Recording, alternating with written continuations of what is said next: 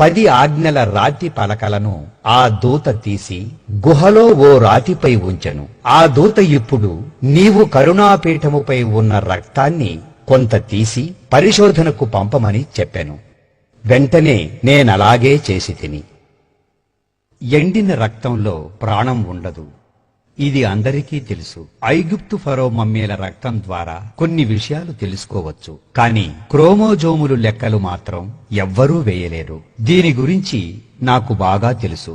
కొత్త విషయాలు అనేకం వస్తూ ఉంటాయి.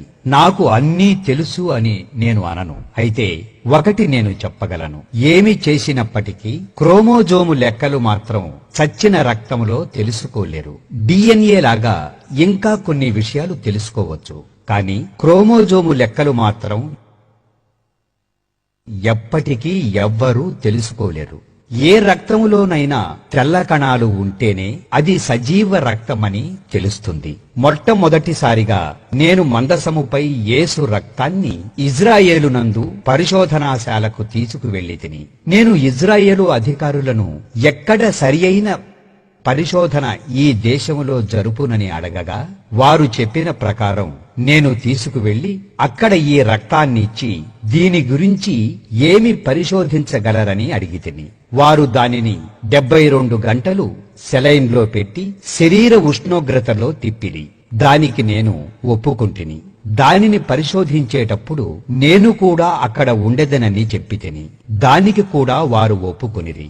తర్వాత వారు చెప్పిన ప్రకారం నేను మరలా తిరిగి ల్యాబ్కు వచ్చాను. వారు పరీక్షించి ఇది మానవ రక్తమని మేము చెప్పగలము అన్నారు. నేను వారితో తెల్ల కణములు తీసి వాటిని 48 గంటలు శరీర ఉష్ణోగ్రతతో పెట్టి వాటి పెరుగుదల బట్టి చెప్పమన్నాను. ఇది చచ్చిన రక్తం కనుక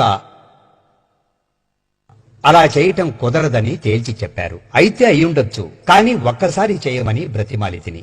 దానికి వారు ఒప్పుకోవటంతో నేను మళ్లీ ఎప్పుడు రావాలో తెలుసుకుని అక్కడి నుండి బయటికి వెళ్లితిని. వారు చెప్పిన టైంలో నేను తిరిగి వచ్చాను. ఆ రక్తాన్ని మైక్రోస్కోపులో చూసిన వ్యక్తి ఆశ్చర్యపోయి వేరొకరిని పిలిచి ఇద్దరూ కలిసి ల్యాబ్ అధికారికి చూపించి వారిలో వారు మాట్లాడుకుని, రానియాట్ గారు, ఇందులో 24 క్రోమోజోమ్స్ ఉన్నాయన్నారు. ప్రతి వారిలో 46 ఉంటాయి. ఇందు 23 తల్లివి, 23 తండ్రివి. అందులో 22 ఆటోజోమ్స్ తల్లివి, 22 ఆటోజోమ్స్ తండ్రివి లేనప్పుడు తల్లి నుంచి ఎక్స్ ఏర్పడుతుంది. తండ్రి నుండి ఎక్స్ లేక వైని పొందుకొని ఆడగానో మగగానో రూపుదిద్దుకుంటారు. యేసుక్రీస్తు పరిశుద్ధ రక్తములో మాత్రం 23 క్రోమోజోమ్స్ తన తల్లి అయిన మరియవి, వాటితో పాటు ఒకే ఒక వై క్రోమోజోమ్ కూడా ఉంది.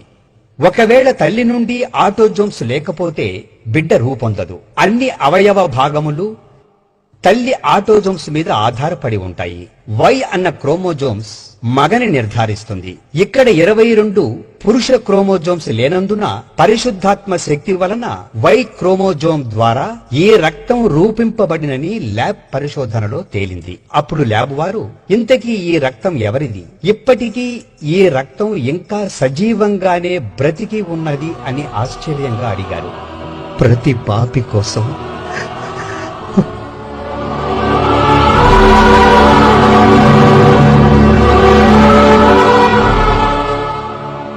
సిలువలో కార్చిన యేసయ్య రక్తం అన్నాను.